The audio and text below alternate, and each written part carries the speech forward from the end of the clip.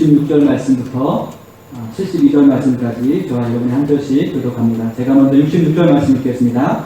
베드로는 나렛들에 있더니 대제사장의 여중 하나가 와서 베드로가 불 쬐고 있는 것을 보고 주목하여 이르되 너도 나사렛 예수와 함께 있었도다 하거늘 베드로가 부인하여 이르되 나는 내가 말하는 것이 무엇인지 알지도 못하고 깨닫지도 못하겠노라 하며 앞들로 나아갈세.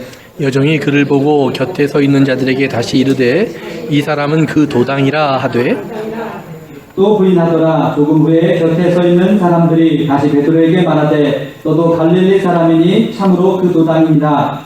그러나 베드로가 저주하며 맹세하되 나는 너희가 말하는 이 사람을 알지 못하노라 하니 같이 읽습니다. 닭이 곧 두 번째 울더라. 이에 베드로가 예수께서 자기에게 말씀 곧 닭이 두 번 울기 전에 네가 세 번 나를 부인하리라 하심이 기억되어 그 일을 생각하고 울었더라. 아멘.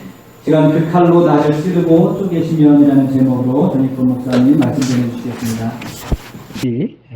함께 예배하던 분들이 또 한국으로도 가셨고 또 배웅하러 가시고 해서 또 이제 많이 빠지셨고 또 한국에 가셨던 우리 오집사님도 오셨고 이렇게 밀물도 있고 썰물도 있어요.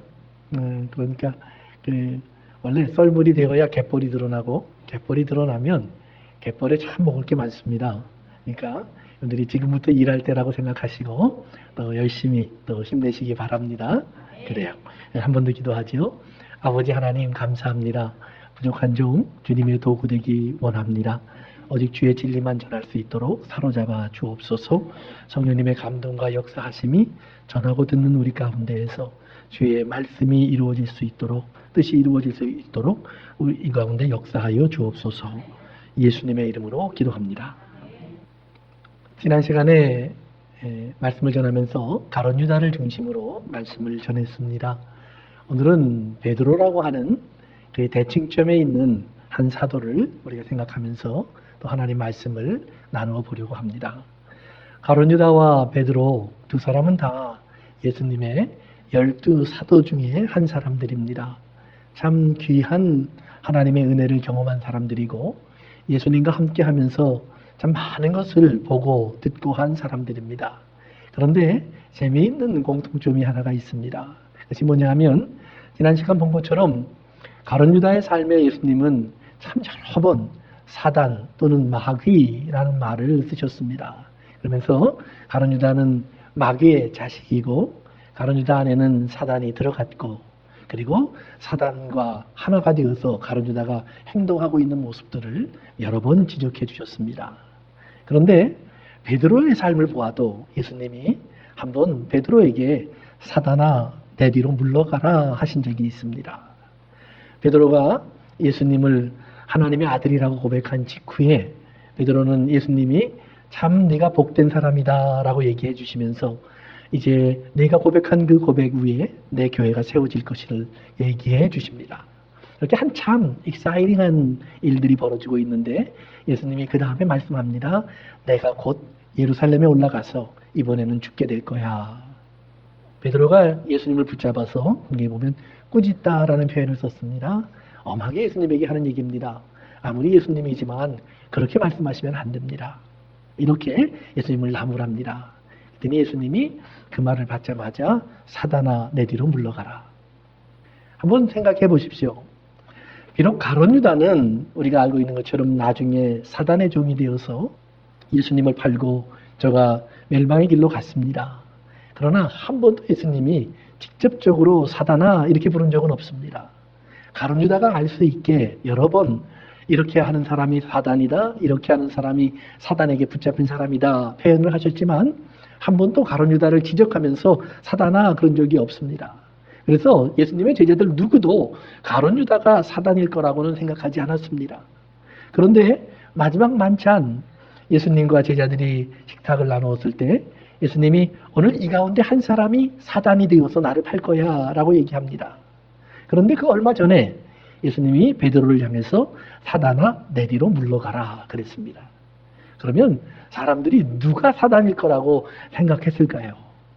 저 같으면 혹시 베드로가 그랬을지도 모를 것 같아요. 그래서인지 베드로는 그 말을 듣자마자 예수님에게 가장 먼저 나와서 예수님, 나는 아니지요? 라고 물어봅니다. 그리고 그 후에 예수님이 또 내가 이 오늘 밤에 죽게 될 거야. 이제 붙잡히고 재판에 넘겨질 거야. 이렇게 얘기하니까 베드로는 예수님에게 가장 먼저 예수님, 오늘 밤에 예수님에게 그런 일이 있다면 내가 예수님을 어떻게든지 지키겠습니다. 그러나 불가능하다면 감옥에 같이 가겠습니다. 죽는데 같이 가겠습니다. 예수님 앞에 베드로가 가장 먼저 이 고백을 합니다. 그랬더니 또 다른 제자들도요, 우리도 그렇게 하겠습니다. 라고 다 얘기를 합니다. 그때 예수님이 그들에게 얘기해 주십니다. 너희들 아무도 못할 거야. 오늘 밤은 사단이 광풍을 몰아칠 거고 너희들은 마치 키질을 하고 있는 복식들처럼 그 위에서 이리저리 바람에 날려지게 될 거야. 그러면서 베드로에게 한마디 해주십니다. 베드로야, 사단이 그렇게 너희를 청구했지만 내가 하나님 앞에 기도했단다. 꼭 기억하고 있어라. 네가 돌이킨 후에, 그런 일이 있으면 회개한 후에 네가 돌아와서 오히려 네 형제들도 좀 붙잡아 주거라. 베드로에게 부탁을 합니다. 그리고 베드로를 향해서 말해 주십니다.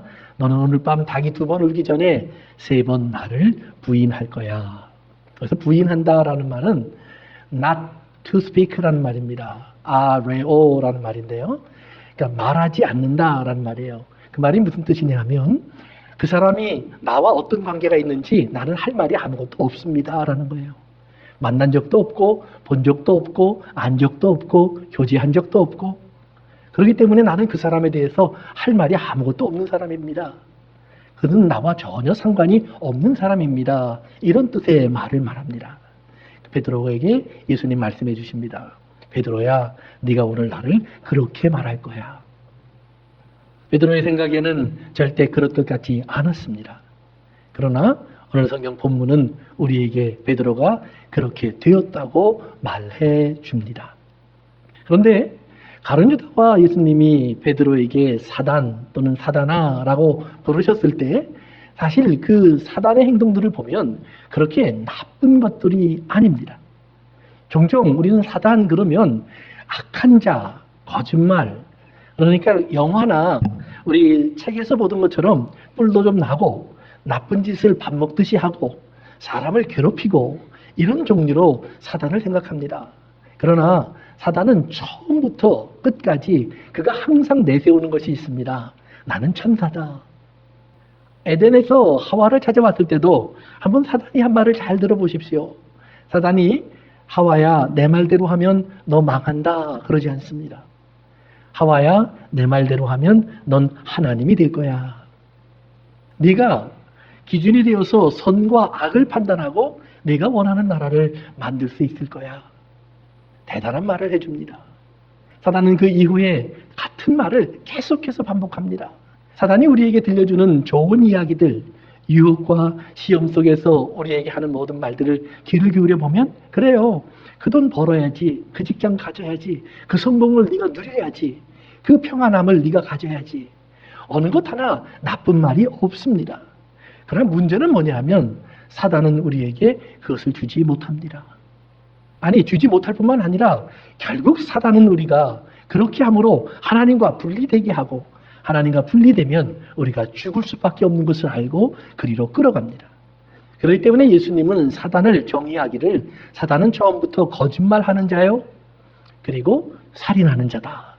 사단의 말은 결국은 그 안에 거짓이 있고 그리고 그 안에 죽음이 있다라는 말입니다. 가룟 유다가 예수님을 버리기로 결심했을 때의 사건도 보면 나쁜 일이 아닙니다. 한 여인이 예수님에게 아주 비싼 것을 드리는 모습을 보면서 저거 팔아서 가난한 사람들에게 나누어 주면 그 말에 어디 나쁜 것이 들어가 있습니까? 그러나 예수님 말합니다. 그 안에 예수님에게 좋은 일, 하나님에게 꼭 필요한 일, 여기에 대한 생각이 빠져 있습니다. 우리가 가장 큰 죄가 뭔 줄 아십니까? 우리가 이 세상을 살다 보면 나쁜 생각도 하고 거짓말도 하고 혹은 안 해야 될 행동들 하는 거 이게 다 죄가 많습니다. 그러나 가장 큰 죄는 뭐냐 하면 하나님이 없다고 하는 것입니다. 하나님, 그 하나님의 자리에 내가 올라가겠다고 하는 것입니다. 내가 하나님이 되어서 내 기준에 좋은 대로 내가 원하는 대로 살겠다고 하는 것입니다. 사단이 하와에게 들려준 것처럼 네가 선과 악의 기준이 되어보라 라는 말이에요. 내가 선과 악의 기준이 되면 이 세상이 얼마나 내가 좋은 대로, 내가 원하는 대로, 내가 필요한 대로 살 수 있는 세상이 될 수 있겠습니까? 근데 좋지 않겠어요? 그러니까 사울은 자기가 왕이 된 다음에 다윗이라고 하는 사람이 왕이 될 것 같으니까 그를 죽이려고 합니다. 그리고 다윗을 지원하는 그의 아들을 불러다 놓고 야단을 칩니다. 이 바보 같은 놈아, 너 알고 있니? 다윗이 왕이 될 것 같으면 네 신세가 어떻게 될 거니? 네가 왕이 되어야지. 아버지의 욕심의 말을 해줍니다. 성도 여러분, 우리는 흔히 그런 말들이 나쁜 말이라고 생각하지 않습니다. 예수님이 십자가를 지러 가겠다고 했을 때 베드로가 가로막고 서면서 예수님 그러면 안 됩니다 하고 예수님을 꾸짖듯 말할 때도 베드로의 마음속에는 꼭 나쁜 일이 일어나면, 예수님이 어려운 일이 일어나면 안 되지 하고 예수님을 막으려고 하는 좋은 생각도 있었습니다. 물론 그 뒤에는 또 어쩌면 자기가 원하는 나라가 이루어져야 하니까 하는 마음이 있었을지도 모릅니다. 근데 어쨌든 간에 사단은 그렇게 나쁜 모습으로 나타나지 않습니다. 여러분 신앙생활 하면서 가끔 여러분들의 신앙의 동지들과 싸울 때, 갈라질 때, 교회 안에서 문제가 일어날 때 한 번이라도 나는 사단 쪽에 서 있습니다 라고 말하는 사람을 본 적이 있습니까? 다 나는 하나님의 뜻대로 하려고 하고 있습니다. 나는 기도하고 있습니다. 나는 하나님 말씀대로 살아가려고 하고 있습니다. 그런데 신기한 거는 하나님은 한 분인데 사람은 둘, 셋, 열로 갈라진다는 말입니다. 하나님은 갈라진 적이 없는데 우리는 갈라져서 서로를 향해서 마귀, 사단이라고 말하며 갈라진다는 말입니다. 사랑하는 성도 여러분, 기억하십시오. 우리 각자가 선과 악의 기준이 되면 이 세상에는 어떤 선도 없고 어떤 악도 없습니다. 오늘 내가 선한 것은 저 사람에겐 악이고 오늘 내가 악한 것은 저 사람에겐 선입니다. 오직 하나님 한 분만이 선하심을 기억하십시오. 예수님께서 말씀하신 것처럼 하나님만 선해야 됩니다. 그렇기 때문에 교회는 하나님 앞에 와서 우리가 내가 어떤 생각, 어떤 주장이 있더라도 반드시 하나님의 뜻이 무엇인지를 물어야 합니다. 아무리 좋은 의견, 좋은 생각, 좋은 뜻이 있다고 할지라도, 사람들이 듣기에 나쁜 일이 아니라고 할지라도 이것이 하나님이 원하시는 길이 무엇인가를 물어야 합니다. 종종 하나님이 원하시는 일은 우리가 생각하는 것과 전혀 상관이 없습니다. 한 번은 예수님에게요, 한 청년이 찾아왔습니다. 그래서 예수님에게 얘기를 합니다. 예수님, 우리 아버지가 돌아가시고요, 유산을 남겨주셨는데 우리 형이 혼자서 다 가졌습니다. 형을 좀 불러서 나랑 나누어 갖게 해주십시오. 그러면 예수님이 형을 불러서 자초지 좀 듣고, 그래 네가 다 가지면 안 되지, 이만큼 띄어서 동생에게 줘야지, 이렇게 판단해 줄 줄 알았습니다. 그런데 예수님은 이렇게 얘기합니다. 그거 다 네 형 주라. 네 형이 다 가졌다고 네가 나 따라오는데 문제 생기는 건 아니잖아. 그거 다 형 주고 너는 나를 따라오더라. 하나님의 나라에서는요 조금 차원이 다릅니다. 우리가 이 세상에서 내가 원수를 사랑하라고 예수님 저렇게 나를 괴롭히는데요, 예, 괴롭히는 사람에게 때로는 형벌도 주고 책망하는 거, 예, 그것이 이 땅의 선입니다. 그러나 하나님의 선은, 그러니까 그 원수를 위해서 기도해줘. 그러니까 그 원수를 위해서 기도해줘. 사실 예수님의 12제자 가운데 가룟 유다가 있고요, 그리고 베드로가 있습니다. 예수님은 가룟 유다를 처음부터 아셨다 그렇게 되어 있어요. 그런데 누가 모르느냐? 가룟 유다가 모릅니다. 잘 생각해 보세요. 예수님은 가룟 유다의 앞날을 아십니다. 그러나 가룟 유다는 자기의 앞날을 모릅니다. 자기 지금밖에 몰라요. 가룟 유다는 지금 어떤 모습이에요? 예수님을 사랑합니다. 예수님을 따라갑니다. 예수님이 맡겨주신 재무의 일을 맡아서 그 재정을 잘 관리하려고 노력합니다. 예수님을 따르는 일이라면 그는 어떤 어려움도 개의치 않고 순종하곤 했습니다. 그런 가룟 유다가 어느 날인가부터 조금씩 다른 마음을 갖기 시작합니다. 그 조금씩 다른 마음을 갖지만 여전히 가룟 유다의 마음에는 예수님이 조금 실수하는 것 같으니까, 잘못하는 것 같으니까, 오늘 우리들의 이야기를 바꿔놓으면 목사님의 판단이 좀 잘못된 것 같으니까, 우리 권사님 그렇게 살면 안 되는 것 같으니까, 우리 집사님 조금 잘못 생각하고 있는 것 같으니까, 그렇게 조금씩 그를 바라보는 눈이 바뀌기 시작합니다. 그러다가 어떤 계기가 오니까 에이 안 되겠네, 틀렸어, 이런 마음이 든다는 말이에요. 가룟 유다는 그런 마음까지 들어갔습니다. 그리고 예수님을 팔았습니다. 그럼 나중에 보니까 후회하잖아요. 자기가 잘못했다고 자기 잘못한 것을 다 돌려놓기 위해서 얼마나 애를 씁니까? 안 되니까 자기의 목숨도 내놓잖아요. 그러면 그렇게 나쁜 사람 아닙니다. 그러나 성경은 분명히 말하죠. 저가 생각하지 못하고 있는 한 가지, 하나님의 말씀이 없고 하나님의 뜻을 모르고 하나님의 계획을 모르는 무지 속에 갇혀 있는 사람입니다. 3년이나 예수님의 음성을 들었지만 예수님의 음성이 하나도 그의 마음속에 심겨지지 않았습니다. 한마디도.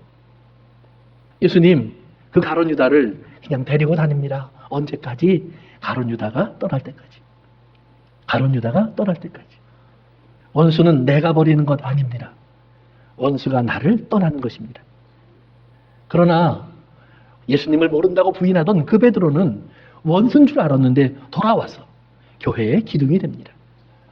예수님의 가장 귀한 일꾼이 됩니다. 그렇다면 내 생각으로 원수를 판단했다면 사단아 내 뒤로 물러가라 했을 때 베드로를 버려야 합니다. 처음부터 가룟 유다 같은 사람은 데리고 다니지 않았어야 합니다. 그러나 가룟 유다가 없었으면 예수님은 팔려가지 못합니다. 가룟 유다가 없었으면 성경이 말하는 대로 나와 같이 밥을 먹고 있는 사람, 나와 같이 매일 식탁에서 교제하던 사람, 나에겐 없어서 안 되는 친구와 같이 소중한 사람, 그 사람이 나를 버렸습니다. 그 말이 이루어지지 못합니다. 그 말이 이루어지기 위해선 가룟 유다가 있어야 합니다.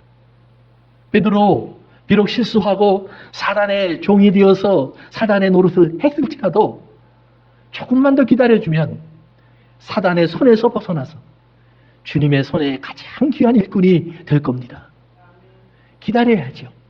참아야죠. 알기 때문에. 사랑하는 성도 여러분, 그렇기 때문에 하나님께서 우리 옆에 함께 있게 하신 사람이라면 원수 같아도 위하여 기도하며 함께 하십시오. 나를 괴롭힐지라도 가시일지라도 그 가시가 하나님이 내게 있어야 할 것을 아시기에 주셨고 또 그 가시로 인하여 나는 좀 겸손해질 수도 있고 이 땅의 사람들 앞에서 내가 우쭐대고 나를 교만하게 만들기 쉬운 나의 잘못됨을 하나님께서 절제시켜 줄 수 있는 방법으로 또 선하게 사용하고 있음도 믿으시기 바랍니다. 예수님은 베드로도 가룟 유다도 그렇게 데리고 다니신다는 말입니다. 그들이 문제를 일으킬 때마다 바꾸어 버렸다면 오늘 이 땅에 남아있을 수 있는 사람은 아무도 없습니다. 교회 안에서도 어려운 일이 있을 때마다 힘든 일이 있을 때마다 우리가 하나님이 그래 넌 쓸모없어 이럴 때 그것도 못 견디니 하고 버렸다면 여기에 와 있을 수 있는 사람은 아무도 없다라는 말입니다. 사랑하는 성도 여러분 기억하십시오. 우리의 삶 속에서 우리가 생각하는 선과 악, 저 사람은 오늘 잘못돼 있어, 비뚤어져 있어, 말하는 것이 아름답지 않아, 생각하는 것이 틀렸어, 교회의 암적인 존재야. 아닙니다. 오늘 우리에게 꼭 있어야 할 사람이기에 하나님이 그를 내 곁에 두신 줄로 믿습니다. 어떤 면에서 보면 가룟 유다가 있었기에 내가 가룟 유다가 되지 않은 것도 감사할 수 있는 일입니다.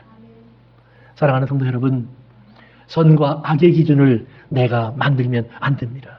사단은 네가 만든 선 그것이 너에게 행복이야 라고 말을 해주고 있지만 그 행복이라는 말만큼 큰 거짓말이 없습니다.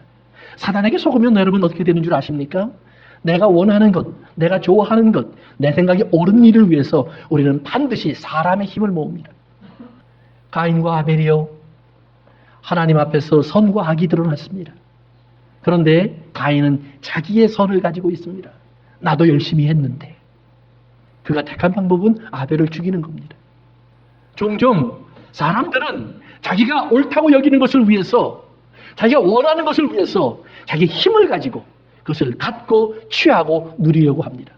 심지어는 빼앗고 남을 억압하면서라도 내 것으로 바꾸려고 합니다.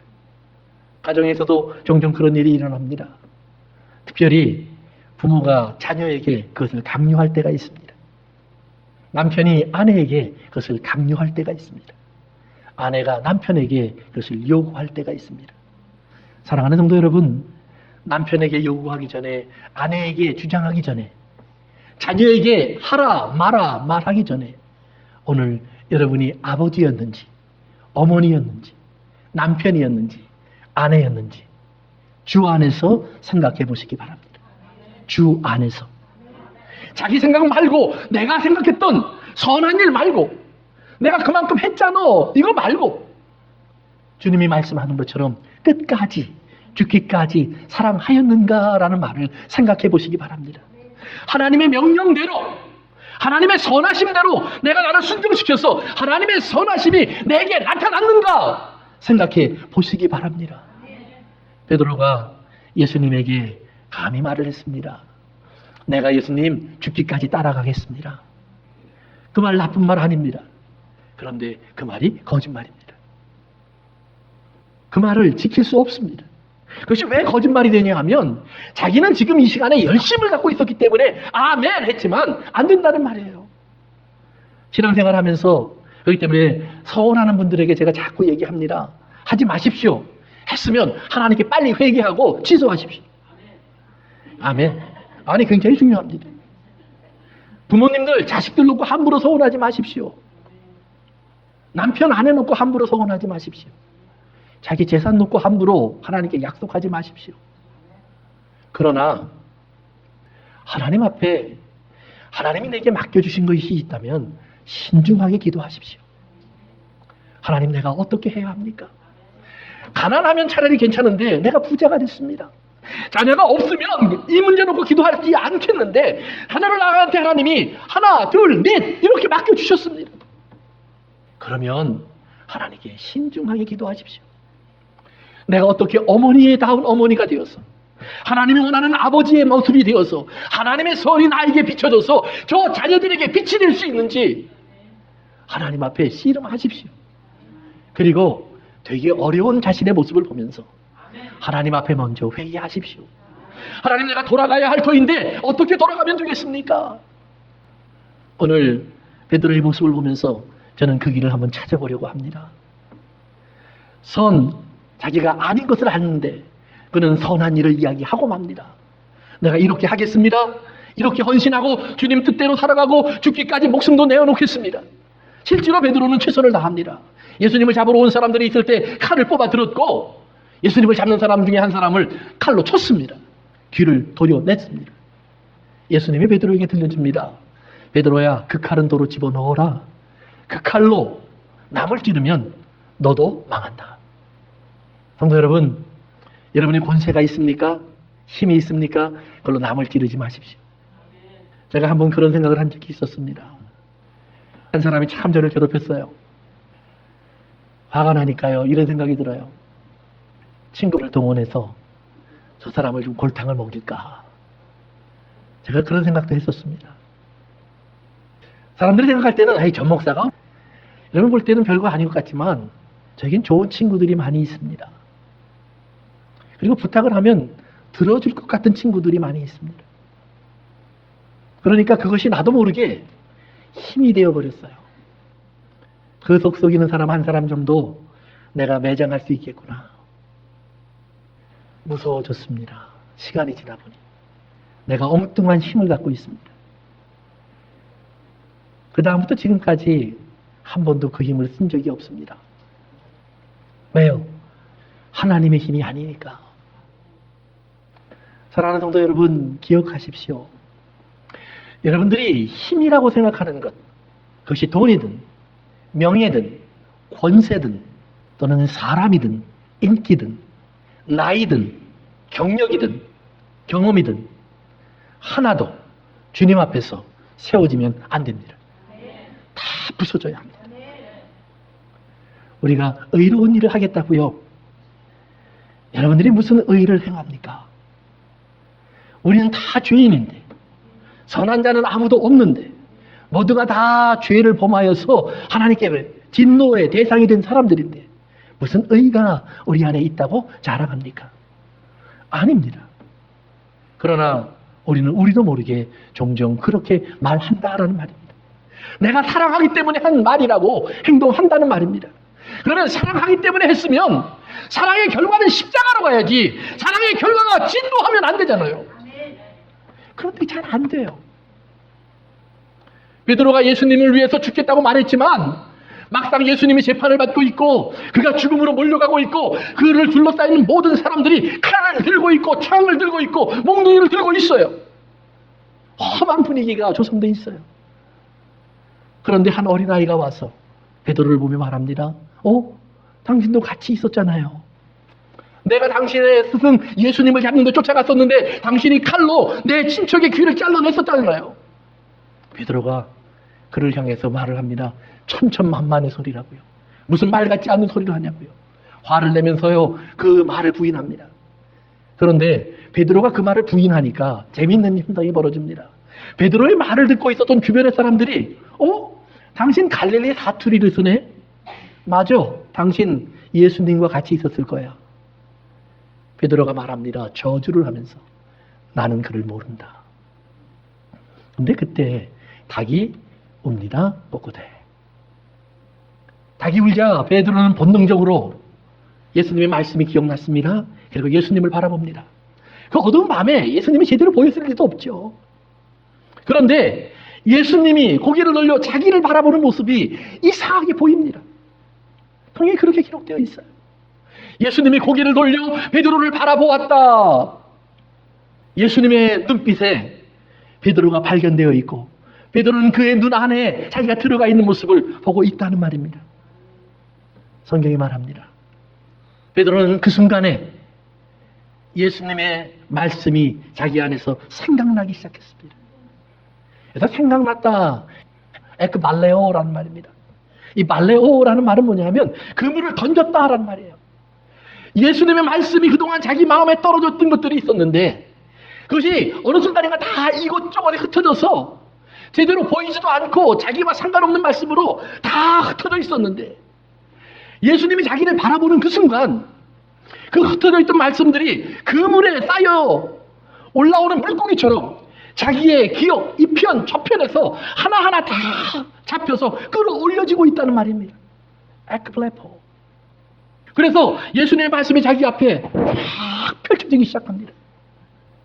자기가 예수님을 주요 그리스도라고 시인했던 것, 자기를 향해 복 있는 사람이라고 말씀하셨던 것, 십자가를 진다는 예수님을 막았었던 모습, 사단아 내 뒤로 물러가라 주님의 책망이 예루살렘으로 오면서 예수님과 함께 신이 났던 모습, 지난 며칠간 예수님의 말 앞에 꼬꾸라지는 사람들을 바라보면서 통쾌하면서도 앞으로 다가올 예수님의 나라 하나님의 승리를 바라보면서 신이 나서 내가 좋은 자리를 차지해야지, 나에겐 틀림없이 그런 자리를 주실 거야. 왜냐하면 예수님은 나를 데리고 저 변화산 속에도 올라갔고 다른 사람들이 알지 못하는 특별한 경험들을 몇 개를 하게 해주셨으니까. 마지막 6월절 만찬마저도 예수님은 나를 보내어서 준비시켰으니까 예수님은 나를 특별히 생각하고 있는 것이 맞을 거야. 이런 자기의 모습. 그러나 또 한편으로는 자기를 바라보면서 경고하시고 내 발을 못 닦습니다 하니까 내가 네 발을 닦지 않으면 넌 나와 상관이 없는데. 재밌잖아요. 다른 제자들 발을 닦는 것은 구경했습니다. 정말 자기 다리를 닦지 못한다라고 예수님께 말할 거라면 쫓아가서 예수님 아니요 내가 닦을게요. 자기가 닦기 시작했어야죠. 그런데 구경하다가 자기 차례가 오니까 내 발은 못 닦습니다. 의로운 것 같죠.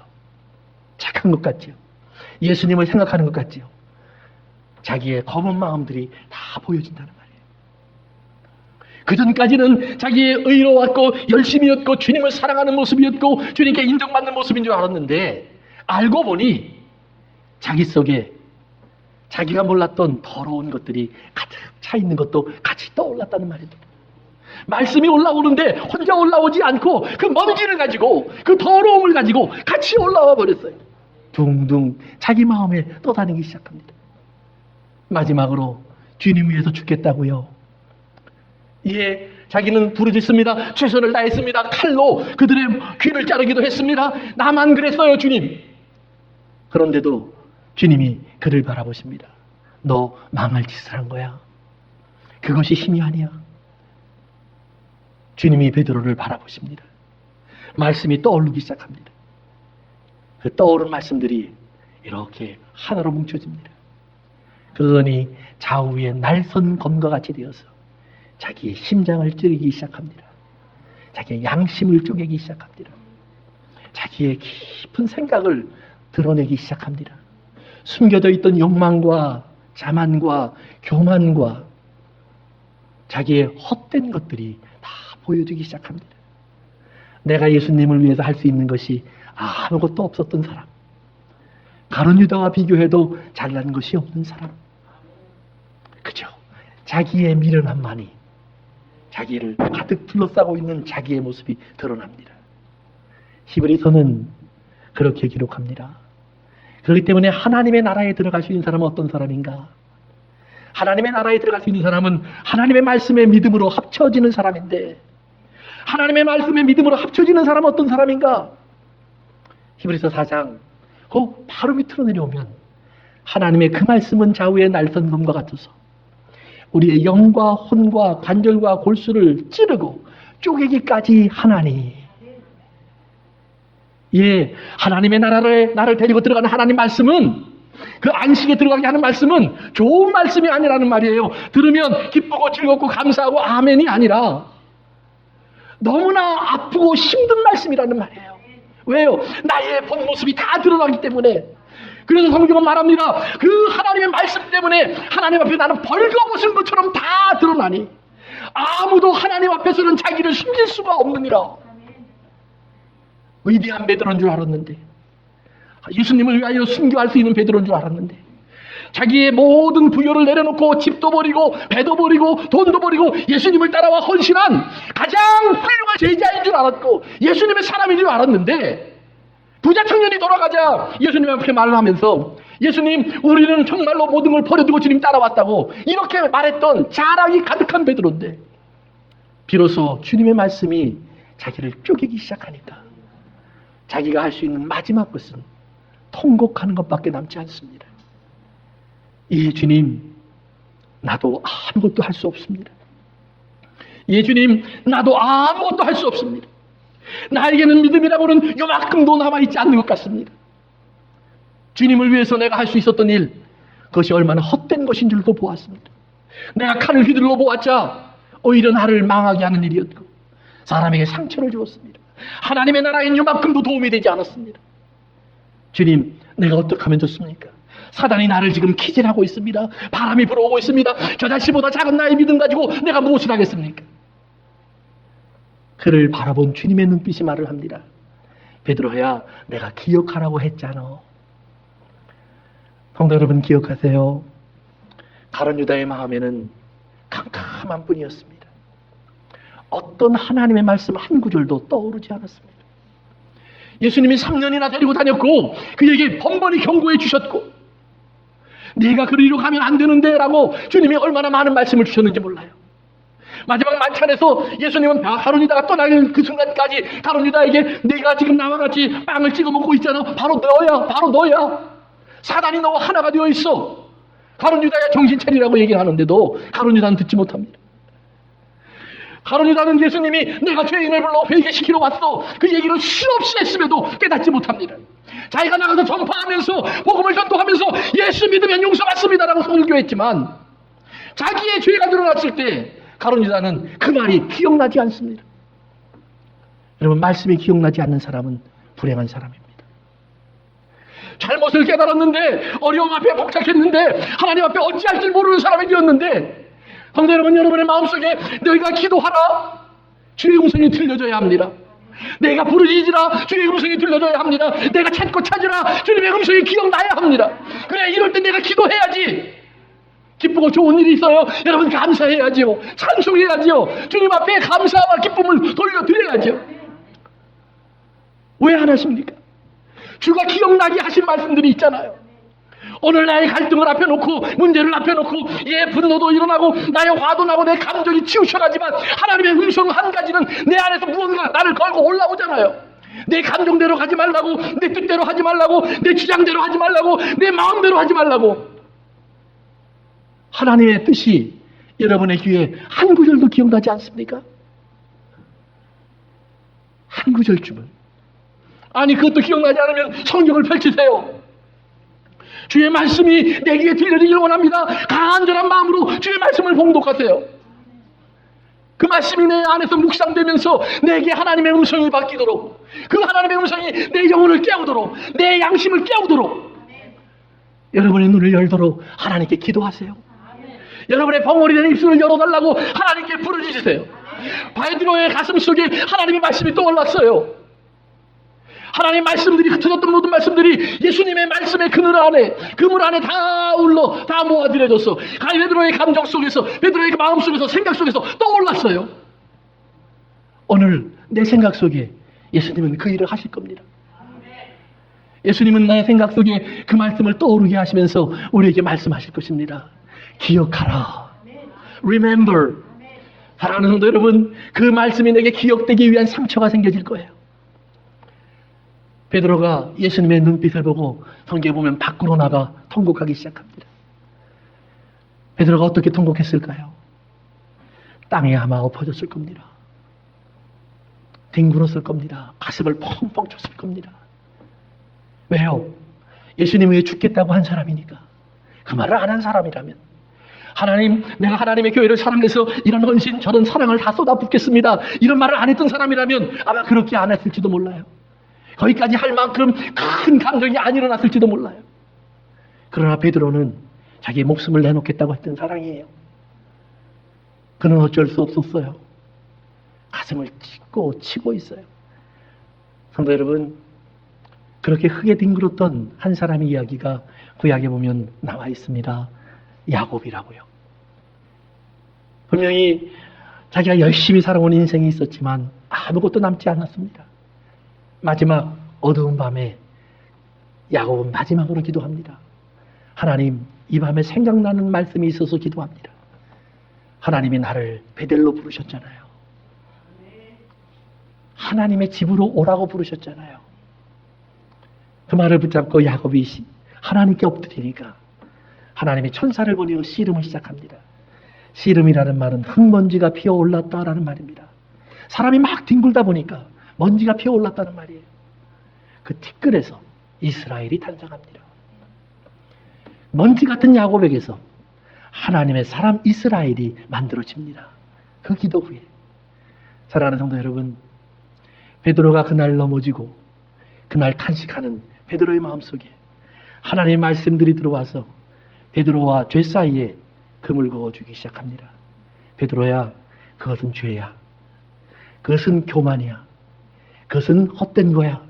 하나하나 베드로의 양심에서 도려내가기 시작합니다. 마지막에 남은 베드로의 모습은 애기와 같습니다. 벌거숭이와 같습니다. 주님 말씀하십니다. 베드로야, 내가 너를 들었으리라. 내 양을 먹이고 내 양을 치고 내 양을 먹이려. 사도행전 3장에서 베드로가 안진뱅이를 고친 후에 설교를 합니다. 사람들이 기적을 보고 수없이 몰려들었어요. 베드로가 그들의 죄를 깨우쳐 줍니다.